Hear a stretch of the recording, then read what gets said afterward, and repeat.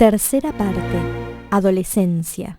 En este periodo crítico de la vida, los padres deben entender qué le está ocurriendo a su hijo para encontrar el mejor modo de relacionarse con él. El adolescente ya no es un niño, exige un trato diferente y hay que ayudarlo a completar este proceso que lo va a definir como un ser adulto. Se puede decir que la adolescencia es la adaptación psicológica a un hecho fisiológico que es la pubertad, la menarca en la mujer y la eyaculación o presencia de esperma en la orina en el varón. Pero también es el periodo de discrepancia entre la madurez sexual y el resto de las áreas, como la corporal, la laboral y la social. La adolescencia se ha ido extendiendo a lo largo de los años por factores culturales, como por ejemplo la mayor complejidad y especificidad en la actividad laboral que requiere más años de preparación y estudio, y por lo tanto retrasa la asunción de los roles adultos. La adolescencia comienza con el despertar de la sexualidad genital y del interés en el sexo opuesto, o en algunos casos, del mismo sexo. Comprende un periodo aproximado que va desde los 13 a los 25 años, según las diversas culturas, subculturas y las características de cada niño. 38.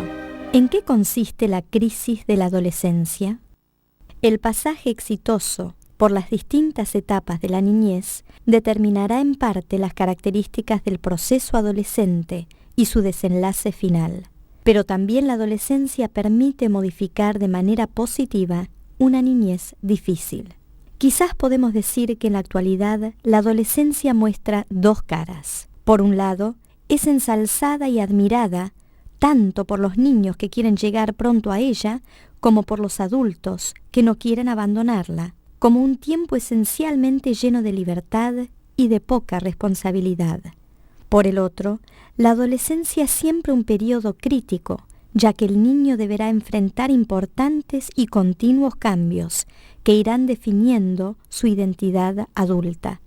Esta nueva identidad se basa en la asunción estable de un cuerpo adulto, un rol sexual, laboral y social, y la desidealización e independencia de los padres de la infancia. En este extenso periodo se suele diferenciar varias etapas, como la adolescencia temprana, la adolescencia propiamente dicha y la adolescencia tardía. En la adolescencia temprana, el foco está puesto en la búsqueda de una identidad, mientras que en la tardía, el foco está puesto en la ubicación en el mundo adulto, el matrimonio, el empleo, la paternidad y la política. La búsqueda de su identidad primero y de su lugar en el mundo laboral y social luego es lo que más preocupa al adolescente. ¿Qué quiere ser y hacer en la vida?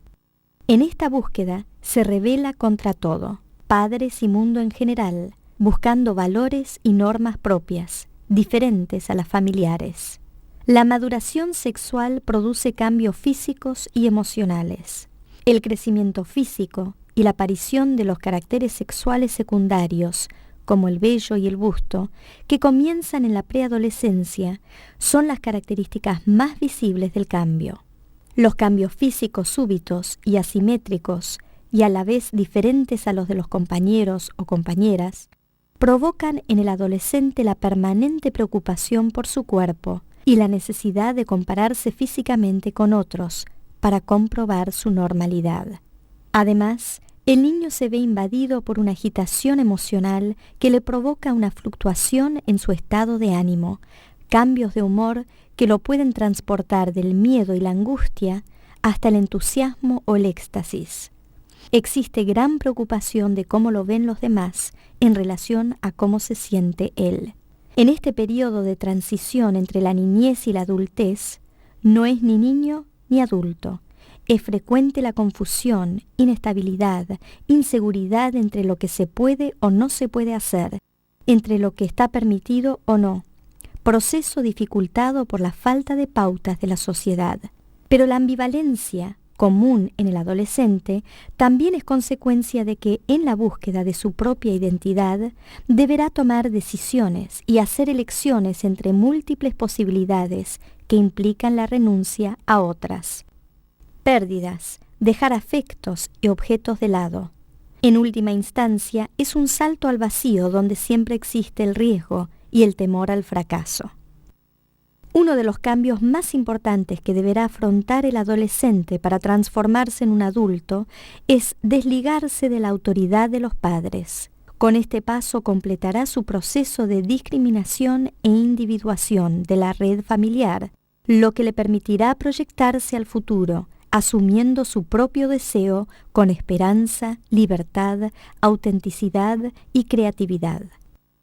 Para encontrar su identidad, el adolescente intenta, aún con sentimientos de culpa, alejarse de la familia, dejando atrás la niñez de dependencia con los padres y desligando los vínculos familiares creados por el afecto, el trato íntimo, la autoridad y el dinero, aunque también pueden discutir proyectos y problemas y compartir entretenimientos y diversiones.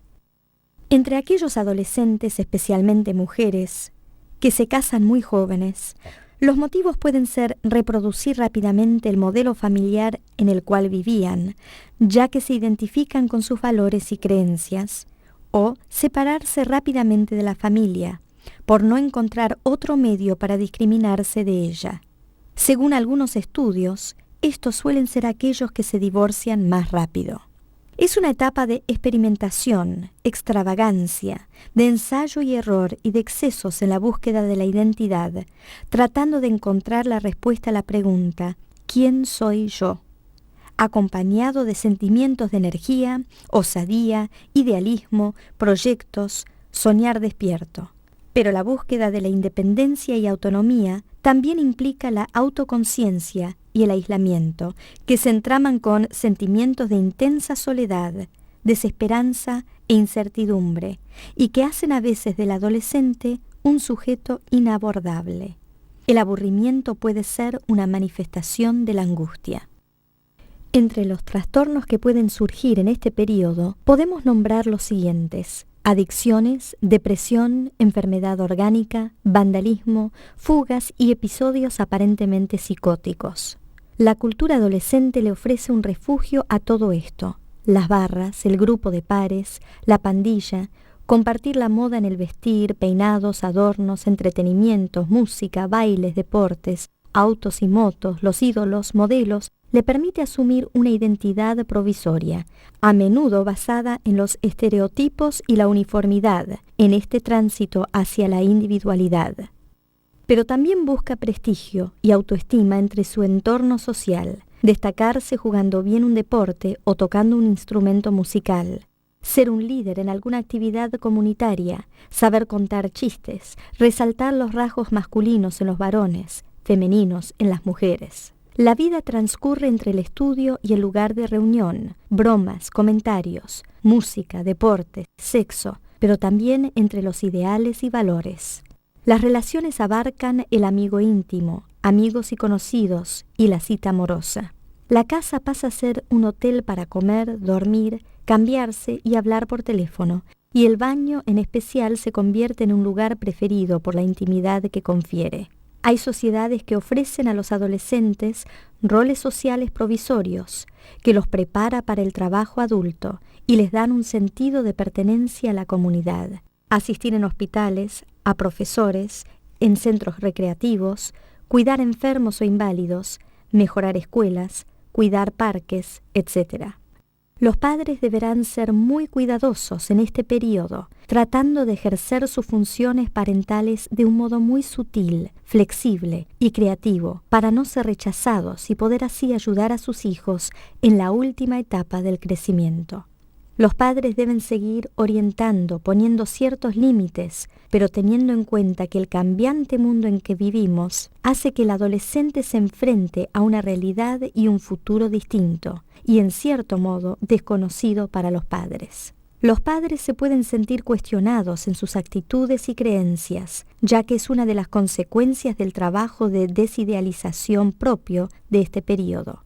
A veces, los adolescentes utilizan expresiones de desprecio hacia los padres, como «te odio» u otras similares. En realidad, solo están tratando de hacerlos sentir mal, para poder separarse de ellos, sin que estas palabras signifiquen lo que realmente dicen. Es conveniente que los padres traten al adolescente más como un adulto que como un niño, especialmente en público, evitando frases contradictorias como «todavía eres un niño» y al rato «ya eres un adulto», o luego de una experiencia con resultados negativos el famoso «yo te lo advertí y no me hiciste caso» o «me extraña mucho de ti, te creí más responsable». Tampoco conviene que lo critiquen por tener muchos o pocos amigos, por los cambios de humor, por la vestimenta y, en fin, por todo lo que hace a la búsqueda de la identidad. Otro tema de preocupación de los padres son las relaciones amorosas. Les preocupa tanto que tarden en conseguir una pareja, que tengan solo una, a la cual consideren única y eterna, como también que tengan constantes cambios de parejas. Sin embargo, son necesarios los ensayos hasta lograr un amor lo bastante maduro que permita la convivencia y un proyecto de vida en común. Pero en los casos en que la pareja se forma muy joven y no hay muchas experiencias de por medio, es poco lo que los padres pueden hacer. Los padres tienen el temor a la independencia del hijo, en parte por miedo a que él no sea suficientemente fuerte para enfrentar solo el mundo. Pero lamentablemente es muy difícil transmitir la experiencia y estar preparado de antemano. Solo se puede entrar en el mundo adulto, viviendo en él, y como dijo el poeta, caminante no hay camino, se hace camino al andar. Muchas veces los padres creen que este es el momento de comenzar a enseñarles a sus hijos los hechos del mundo y la vida, pero en esta etapa es común que los adolescentes prefieran aprender de los profesores, los libros, los amigos y de la propia experiencia. A pesar de estas preferencias adolescentes, los padres deben oponerse a las conductas en las que prevén un mal final. Claro que a veces esto es imposible y deben estar preparados para ayudar a sus hijos ante cualquier circunstancia. A los padres les resulta incómoda la relación con este hijo que ahora busca su independencia y su libertad a toda costa, aunque tenga que utilizar como medio cierta agresividad hacia sus padres y desplazar el afecto en el afuera, mientras los padres intentan por todos los medios retenerlo con el amor, el dinero, la autoridad, etc. Si hasta ahora los padres creían conocer muy bien a su hijo, de manera que podían adelantarse a sus pensamientos y deseos, o si acostumbraban a manejarlos, ya sea por el afecto, por el respeto o por atribuirse mayor experiencia, de aquí en más tendrán que limitar este aspecto omnipotente de la relación. La tarea más difícil de los padres del adolescente es renunciar al hijo de la niñez, ese hijo que ha sido parte de ellos, y que satisfizo el deseo de completud e inmortalidad propia de los seres humanos, que hace que un hijo sea deseado. Como dijimos al comienzo, un hijo puede tener diferentes significados, como por ejemplo, realizar las metas que los padres no lograron, ser la propia imagen de los padres, sustituir a un ser querido, enriquecer el vínculo de la pareja, reparar una relación de pareja deteriorada. Los padres también tendrán que hacer el duelo por el hijo de la niñez y asumir la idea de ser incompletos y mortales para poder relacionarse nuevamente con el hijo adulto, independiente, con sus propios deseos, valores y creencias. Luego de un periodo de tanta incertidumbre, la elección de un rol laboral, la unión en pareja y la integración social ayudan a estabilizar la autoestima, los sentimientos y la creencia en la vida. Hay una nueva perspectiva histórica en relación al pasado familiar, al presente con una nueva capacidad de autorrealización y al futuro con lo que ahora es concebido como los límites que impone la vida, como la vejez y la muerte. La concepción de la vida como una existencia con responsabilidades y con un tiempo limitado y concreto puede llevar a desarrollar una vida adulta plena, o por el contrario, el miedo a la misma puede dar lugar a una adolescencia prolongada. Es la sociedad, a través de sus respuestas, la que hace tomar conciencia al adolescente de que llegó a la adultez, mientras que los padres son los últimos en darse cuenta. La adolescencia es el período que comienza en la pubertad y en el cual se va definiendo la identidad en base a la asunción del cuerpo adulto, el rol sexual, laboral, social y a la desidealización e independencia de los padres de la infancia, dando lugar así al comienzo de la adultez. Perturbaciones del desarrollo. Muchos de los síntomas y perturbaciones que padecen los niños pueden estar determinados por factores de índole emocional. Pueden originarse tanto en un acontecimiento traumático, en una situación de crisis, como también en una estructura familiar que podemos denominar disfuncional, en la cual el niño, a través del síntoma, expresa conflictos familiares que no han podido ser elaborados. 39. ¿Qué es un trauma psíquico? Se puede definir como traumático todo acontecimiento en el cual un niño está expuesto a estímulos que resultan excesivos para su tolerancia y a los que no puede responder adecuadamente mediante una acción concreta como huir, defenderse o contarlo, y a veces ni siquiera admite el suceso en su pensamiento y, por ejemplo, no puede recordarlo. Mientras que algunos sucesos traumáticos son hechos únicos, irrepetibles e impensables, como un accidente, un terremoto, una violación, otras veces el trauma es la consecuencia de situaciones repetidas en el tiempo, como ocurre en los casos de maltrato físico, abuso sexual y/o emocional. Pero también las situaciones por falta de estimulación, como la negligencia o el abandono, pueden causar trastornos en el desarrollo. El trauma puede acarrear consecuencias patológicas de distinta intensidad y duración en la organización psíquica del niño. Los efectos del trauma pueden aparecer en forma inmediata o después de algún tiempo. Si el trauma es causado por una persona, a diferencia de las catástrofes naturales, por ejemplo, psicológicamente hablando, los efectos suelen ser más devastadores. 40. ¿Qué es el estrés postraumático y qué provoca en los niños? El estrés postraumático es un conjunto de síntomas que aparecen luego de un acontecimiento traumático. Se caracteriza por a. Síntomas significativos de malestar, como el temor, desesperanza, angustia. b. Reexperimentación del hecho traumático en forma de recuerdos dolorosos durante el día o de noche en forma de pesadillas. c. Disminución del interés general, anestesia emocional, evitación de actividades que evoquen el recuerdo del acontecimiento traumático. Puede producirse un estado de regresión y deseos pasivos de ser cuidado y protegido. También suelen aparecer alteraciones del sueño, de la memoria y/o trastornos de concentración. d. Accesos de emoción incontrolable, ansiedad, inquietud, irritabilidad, tendencia a llorar y a gritar. El niño puede estar en un estado de hiperalerta o de respuesta de alarma exagerada. e. La incapacidad puede ser leve o afectar todos los aspectos de la vida familiar, escolar y social. Pueden aparecer asociados los siguientes trastornos: depresión, fobias, somatizaciones y obsesivos compulsivos. 41. ¿A qué denominamos crisis?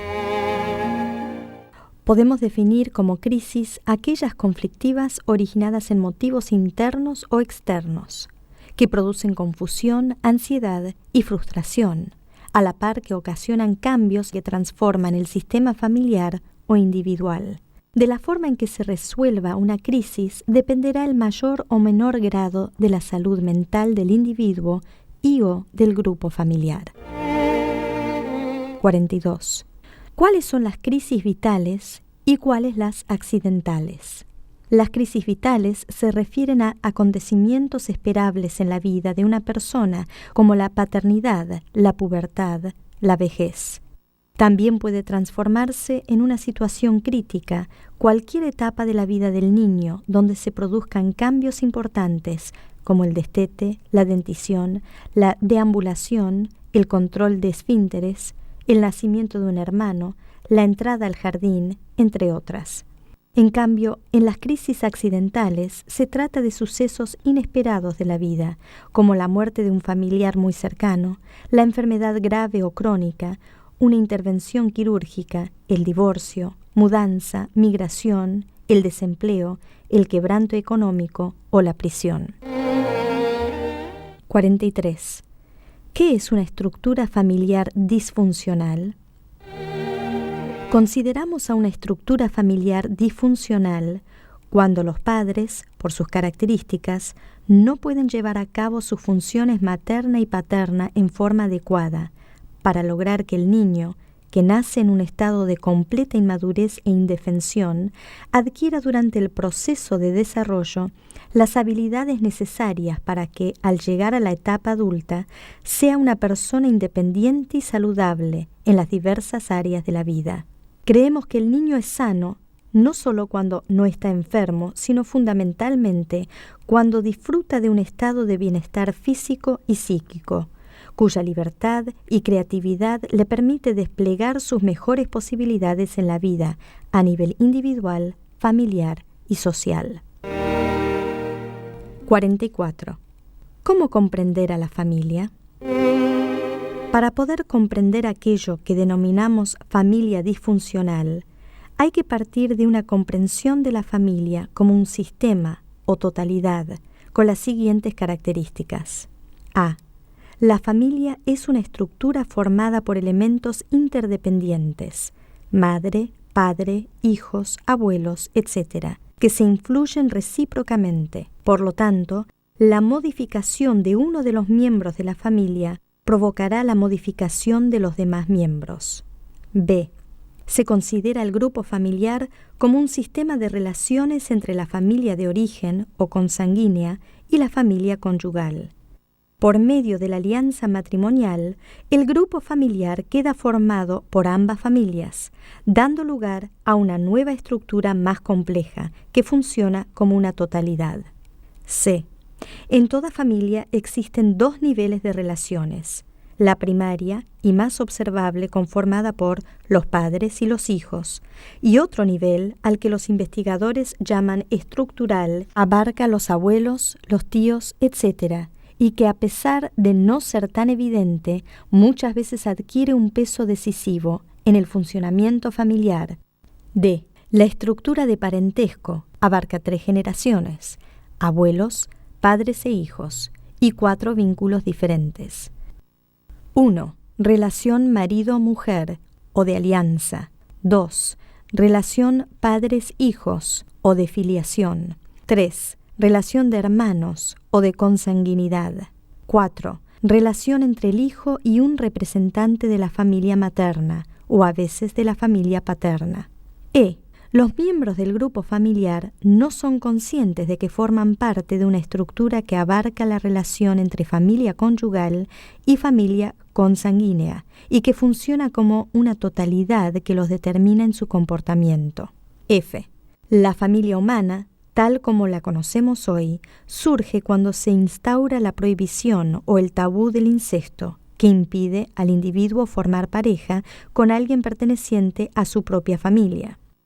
La ley universal de la prohibición del incesto obliga entonces a la exogamia, es decir, a formar pareja con alguien perteneciente a otra familia. Pero los vínculos con la familia de origen son siempre tan fuertes que en sentido inverso impulsan simultáneamente a la endogamia, es decir, a volver a la familia de origen. 45. ¿Qué es la endogamia? Podemos definir a la endogamia como aquellos vínculos que se establecen entre los miembros de la familia de origen o consanguínea y que buscan un estado ilusorio de completud y de inmortalidad. En una familia endogámica es frecuente la indiscriminación de los vínculos entre la familia actual y la de origen. También hay indiscriminación de los vínculos generacionales entre padres e hijos y de tiempo entre pasado y presente.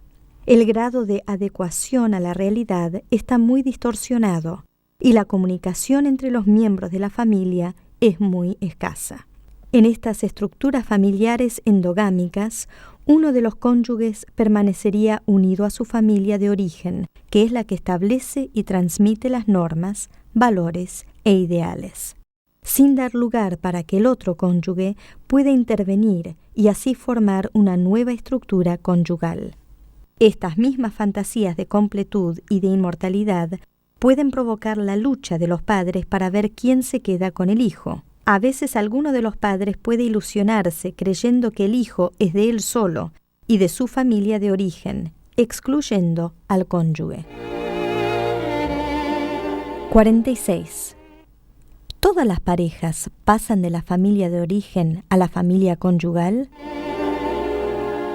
Depende. Toda nueva pareja deberá superar la oposición entre familia consanguínea y conyugal. Tendrá que pasar de la ilusión narcisista de completud que brinda la familia consanguínea a aceptar ciertas carencias y diferencias de la nueva relación conyugal, pero que a la vez permiten el cambio y el crecimiento en lugar de la repetición y el estancamiento. Para lograr su normal desarrollo, los integrantes de la pareja conyugal deberán ir diferenciándose de sus respectivas familias de origen, renunciando en parte a metas y normas que cada uno trae al matrimonio, para ir creando un conjunto de pautas y reglas compartidas que hagan posible la vida en común. Los cónyuges deberán ayudarse mutuamente a independizarse de sus familias de origen y pasar así de ser solo hijos a constituir una pareja, para ser luego padres de una nueva familia. A pesar de ello, es muy importante que cada cónyuge deje un espacio para el vínculo afectivo que su pareja tiene con sus propios padres y hermanos. Cuando la pareja ha podido efectuar una separación adecuada de sus respectivas familias de origen, es posible que ejerza de un modo más apropiado las funciones parentales y permita un mejor desarrollo emocional e intelectual del niño.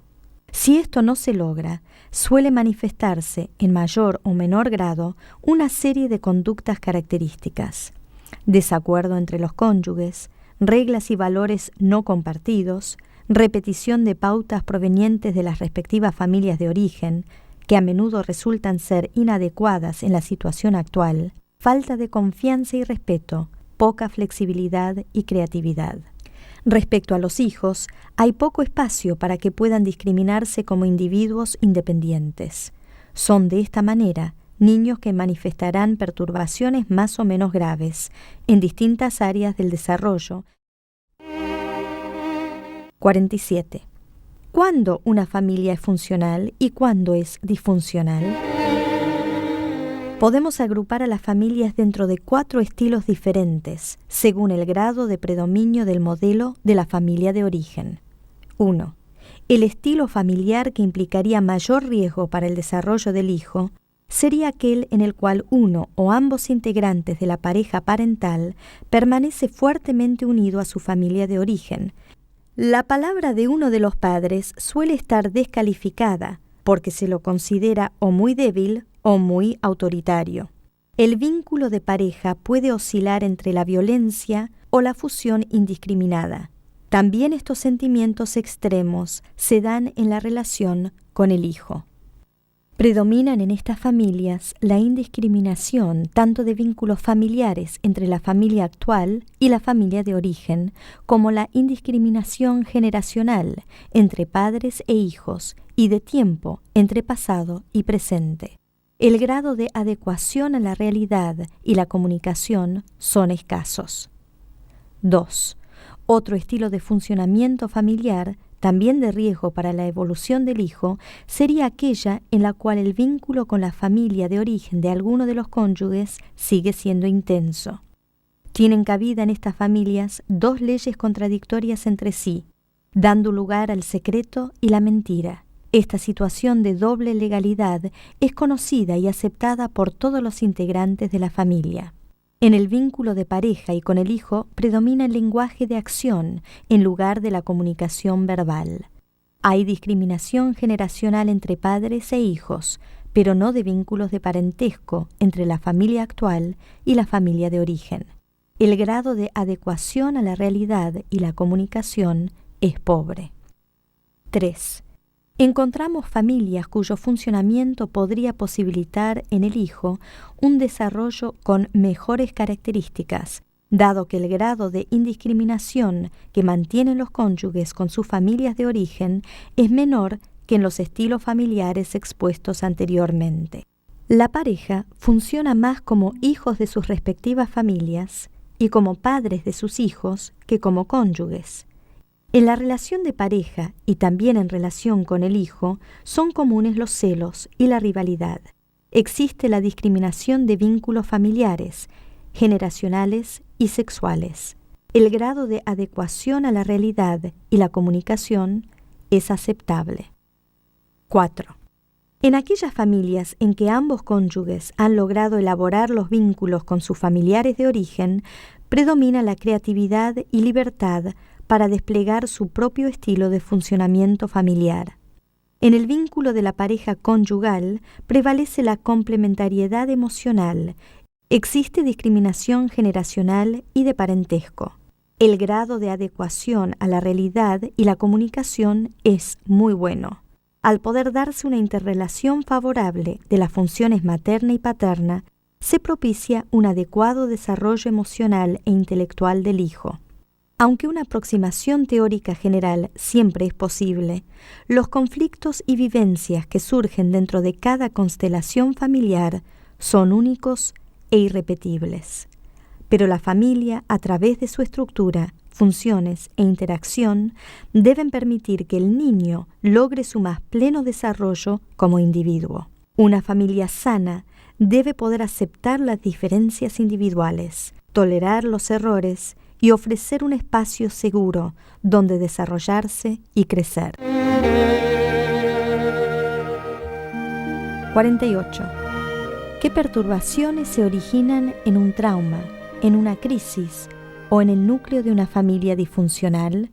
Las podemos denominar genéricamente como perturbaciones del desarrollo infantil y pueden clasificarse en 4 grupos. A. Trastornos profundos del desarrollo. B. Alteraciones del desarrollo evolutivo, como detención, atraso, retroceso, precocidad o intensidad inusual de pautas de conducta esperables según la edad. C. Trastornos psicosomáticos en los cuales la función o estructura de algún órgano del cuerpo se encuentra alterada y en cuyo origen interviene algún factor de índole psicológica. D. Lesiones corporales, que incluyen aquellas lesiones físicas, accidentes, intoxicaciones o enfermedades debidas a actos de abuso o negligencia. Los indicadores más frecuentes de las perturbaciones del desarrollo los podemos agrupar de la siguiente manera.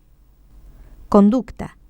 Aquí podemos hablar de balanceo del cuerpo, llanto continuo, manierismos, tics, rascado compulsivo, comerse las uñas, arrancarse el pelo, golpeteo de cabeza, depresión, fobias, compulsiones, rituales, hiperactividad, hipomanía, adicciones, alucinaciones, delirios, agresividad, crueldad con los animales, piromanía, robo, mentira, fuga, promiscuidad. También puede haber adaptación extrema o dificultad de adaptación, demanda excesiva de afecto, rechazo al contacto, timidez, fatiga permanente, desvalorización. Sexualidad. En esta área encontramos extrema inhibición, erotización prematura, masturbación convulsiva, chupeteo compulsivo, voyeurismo, exhibicionismo, fetichismo. Aprendizaje. Las dificultades más frecuentes son las de atención, de comprensión o de memoria, la falta de interés, el bajo rendimiento, fracaso escolar. Función del sueño. Aquí se incluye al insomnio, al desvelo, hipersomnia, somnolencia, alteración ritmo sueño-vigilia, pesadillas, rechinamiento de dientes, sonambulismo, somniloquia. Función respiratoria. Algunos niños sufren disnea o espasmo de sollozo. Alimentación. En este caso podemos hablar de inapetencia, anorexia, bulimia, voracidad, náuseas, vómitos, cólicos, diarrea, constipación, rumiación. Lenguaje. En esta área encontramos mutismo, tartamudez, rotacismo, ceseo, dificultades en la lectoescritura. Las alteraciones también pueden manifestarse en afecciones diversas como cefalea, mareo, enuresis, molestias corporales. Lesiones corporales. Pueden ser golpes, lastimaduras, quemaduras, marcas, fracturas, dislocación, lesiones debidas a situaciones de maltratos y abusos, pero también accidentes o intoxicaciones producto de la negligencia o la falta de prevención. Y por último, el retraso en el crecimiento corporal y o en las adquisiciones madurativas. Si bien muchas de estas perturbaciones tienen un origen de orden psicológico, otras veces pueden responder a causas específicamente orgánicas, por lo cual se hace necesario el diagnóstico diferencial. 49. ¿Qué son los trastornos psicosomáticos?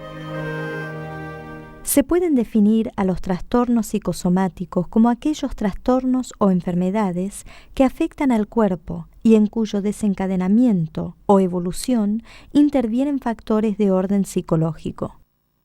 El trastorno psicosomático puede afectar a cualquier órgano del cuerpo en su función y también en su estructura. Puede ser moderado o grave, reversible o irreversible y hasta puede llegar a poner en riesgo la vida del individuo. Los trastornos psicosomáticos no responderían a una modalidad específica de funcionamiento familiar, sino que la mayoría se manifiesta en alguna de las modalidades donde prevalecen los vínculos endogámicos y la indiscriminación. En la familia, la negación y evitación de los conflictos, sumada a la interacción rígida y poco espontánea, derivan en un clima familiar tenso, en el cual las pautas de conductas inadecuadas y repetitivas impiden el crecimiento. Son familias donde los hijos no tienen suficiente lugar para ir convirtiéndose en personas autónomas. Estas familias pueden presentar además las siguientes características. Una madre que atiende en especial las necesidades físicas del hijo, pero no puede decodificar las necesidades emocionales del mismo. Un padre que pone el énfasis en los logros escolares y sociales del hijo, pero está desconectado de las necesidades afectivas y posibilidades reales que tiene el niño.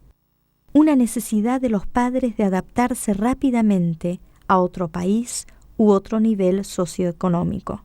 Una crisis emocional intensa de la pareja de padres. Una pérdida afectiva importante para alguno de los padres. El niño que padece una afección de origen psicosomático parece tener una estructura de personalidad por la cual, ante una situación o conflicto que lo afecta, en lugar de representarlo mentalmente para elaborarlo psíquicamente, presenta un bloqueo mental y el impulso afectivo se deriva directamente al cuerpo a través de algún órgano, como válvula de escape para restablecer el equilibrio perdido. Existe en especial un bloqueo de los impulsos agresivos. Por ejemplo, ante una situación frustrante que genera agresión, la misma es descargada en el cuerpo, es decir, se autoagrede. En estos niños habría una dificultad para hacer conscientes los afectos y para expresarlos. Muchos de ellos ignoran tempranamente las señales de su cuerpo, displacer, tensión, cansancio, malestar, porque no las registran y se sobreexigen hasta que enferman. El hijo desde muy temprano se acostumbra a bloquear la percepción de sus propias necesidades e intenta satisfacer las aspiraciones de los padres. Establecen relaciones de tipo simbiótico por no tener una clara discriminación entre sí mismo y los otros, y tienden a recrear a lo largo de la vida vínculos de sometimiento pasivo a las demandas excesivas del otro a quien idealizan, pero a su vez, si no se sienten exigidos, no se sienten valiosos. Suelen ser niños sobreadaptados a su entorno, que no manifiestan grandes problemas ni de conducta ni de aprendizaje, pero frecuentemente son muy susceptibles y de autoestima variable. En este contexto, el trastorno orgánico es una suerte de protesta del cuerpo, una señal que quiebra la sobreadaptación y obliga a tomar conciencia del propio cuerpo y a cuidarlo ante el riesgo de vida. De esta forma también evitan seguir siendo sobreexigidos por su entorno. Por último, debemos aclarar que sin poseer una predisposición o estructura psicosomática, toda persona puede enfermar ante una situación de estrés, ya que el estrés vuelve vulnerable a cualquiera para adquirir enfermedades. Los factores que se combinan para el desencadenamiento de la enfermedad son genéticos, ambientales y emocionales. 50. ¿Qué pueden hacer los padres ante la aparición de perturbaciones en el desarrollo del hijo? De modo preventivo y para tratar de evitar la aparición de trastornos o propiciar una remisión rápida del mismo, cuando se trata de situaciones traumáticas, abuso, accidentes, catástrofes, lo más recomendable es hablar de lo sucedido apenas se tenga conocimiento del mismo, ajustándose lo más posible a la realidad y cada vez que el niño lo requiera. Es aconsejable que se utilice un tono neutro, sin dramatismos, pero en cambio se debe permitir y favorecer toda expresión de dolor, angustia o miedo por parte del niño. También hay que ayudarlo a expresar los sentimientos que los hechos traumáticos provocan, poniendo en palabras todo lo que el niño siente y no sabe cómo nombrar. En caso de niños pequeños, es conveniente proveerlos de juguetes para que a través del juego puedan descargar la angustia e ir superando la situación traumática. De igual modo, preventivamente, en las situaciones vitales o accidentales que puedan dar lugar a una crisis, el nacimiento de un hermano, la entrada al jardín, una mudanza, la pubertad, una intervención quirúrgica, enfermedad grave, el divorcio de los padres, la adopción, la muerte de un ser querido, es indispensable que se le aclare al niño la situación en forma anticipada, cuando esto sea posible, es decir, que se lo vaya preparando paulatinamente y según la edad, proveyéndolo de los juguetes adecuados. Hay que tener en cuenta que lo que más perturba al niño es lo incomprensible, lo oculto, lo no dicho, el engaño y la mentira, ya que el niño tiene una percepción inconsciente de la realidad y su ocultamiento por parte de los padres solo logra confundirlo. En general, los padres tratan de disfrazar los acontecimientos dolorosos para evitarles el sufrimiento a sus hijos, pero es necesario esclarecer la verdad, dado que siempre será menos nocivo para el niño. Es por eso que la verdad, dicha de manera simple, buscando el momento oportuno y utilizando el lenguaje apropiado a la capacidad de comprensión del niño, es siempre lo más beneficioso y puede prevenir la aparición de trastornos. Pero cuando el niño presenta trastornos que no son circunstanciales y perduran en el tiempo, es conveniente recurrir a algún método psicoterapéutico. En los casos de los niños, puede ser beneficiosa la terapia familiar, ya que, como dijimos, la familia es una totalidad interdependiente y lo que le sucede a algún miembro afecta a todo el sistema, y el niño es absolutamente dependiente de la situación familiar. En la adolescencia, dado que el hijo está completando su proceso de individuación, se requiere su consentimiento para llevar a cabo la terapia familiar. Cuando la terapia familiar no es posible, porque se comprueba que por algún motivo los padres no pueden colaborar, a veces se puede combinar la terapia individual con la entrevista a padres o la terapia de pareja. En definitiva, es el terapeuta el que debe evaluar la situación y hacer las recomendaciones del caso.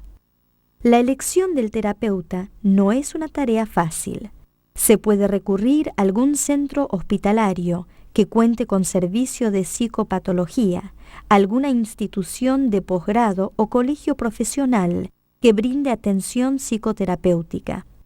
Existen algunas revistas especializadas en las cuales se pueden encontrar la lista de instituciones que ofrecen diversos métodos terapéuticos. Es importante que el terapeuta no sea un amigo de la familia, ni sea el terapeuta que atiende a algún otro miembro de la familia, dado que bajo estas circunstancias es difícil mantener la neutralidad necesaria para el buen resultado de la terapia. Pero si se considera que este terapeuta es un profesional capaz, sí se puede recurrir a él para que recomiende a un profesional de su confianza. También hay pediatras que trabajan en equipos interdisciplinarios y que pueden llegar a recomendar a un terapeuta. En cuanto a saber si el terapeuta recomendado o elegido es el indicado, un criterio puede ser la impresión que queda después de la primera entrevista de haber sido comprendido. Los trastornos dependerán en parte de la edad de los niños. En la etapa preescolar son más comunes los trastornos en las funciones y las conductas sexualizadas. En la etapa escolar se manifiestan más las dificultades de aprendizaje y trastornos de conducta, mientras que en la adolescencia pueden aparecer adicciones, promiscuidad, depresión, enfermedades psicosomáticas. Consideraciones finales. Para que un niño no enferme y crezca sano, necesita de una provisión básica de aportes físicos y psicosociales, adecuados a las etapas del desarrollo y a las situaciones de crisis, para lo cual es necesario que la familia y la comunidad intervengan continuamente. Los aportes físicos son la vivienda, alimentos, ejercicios, es decir, todo lo que hace al desarrollo corporal. Los aportes psicosociales son todo lo que hace a la estimulación afectiva e intelectual por medio de la interacción en la familia, en la escuela, en el trabajo, en instituciones sociales. Podemos decir que los primeros años de vida serán determinantes en el futuro del niño. Para que un niño se desarrolle adecuadamente, los padres deberán propiciar su evolución desde una total dependencia inicial hasta llegar a la independencia propia del adulto.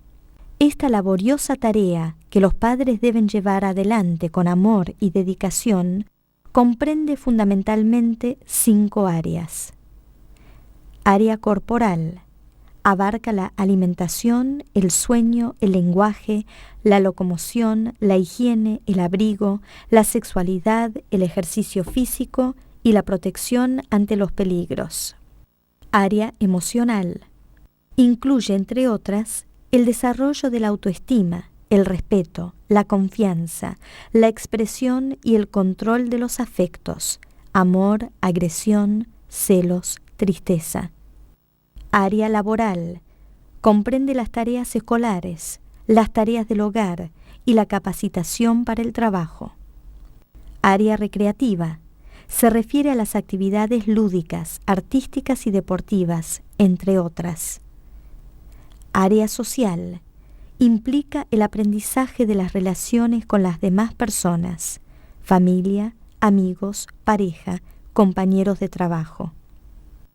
El amor y el conocimiento, junto a la intuición, la creatividad y la prudencia, son fundamentales para que los padres, que saben escuchar los deseos y atender las necesidades del hijo, lo ayuden a crecer, teniendo en cuenta que el niño deberá lograr al finalizar la adolescencia la capacidad necesaria para desenvolverse adecuadamente en la vida, en el área corporal, emocional, intelectual y social.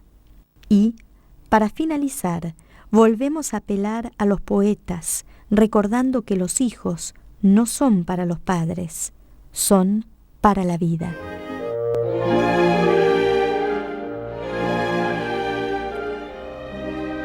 Derechos del niño.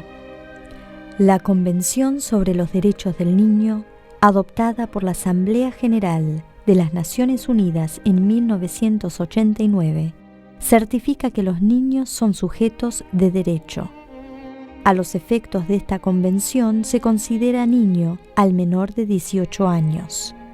El niño goza, entre otros, de los siguientes derechos: derecho a la igualdad sin distinción de raza, credo o nacionalidad; derecho a una protección especial para su desarrollo físico, mental y social; derecho a un nombre y una nacionalidad; derecho a una alimentación, vivienda y atención médica adecuada para el niño y la madre; derecho a una educación y cuidados especiales para el niño, física o mentalmente disminuido; derecho a comprensión y amor por parte de los padres y la sociedad; derecho a recibir educación gratuita y a disfrutar de los juegos; derecho a ser el primero en recibir ayuda en caso de desastre; derecho a ser protegido contra el abandono, la explotación en el trabajo y el abuso sexual,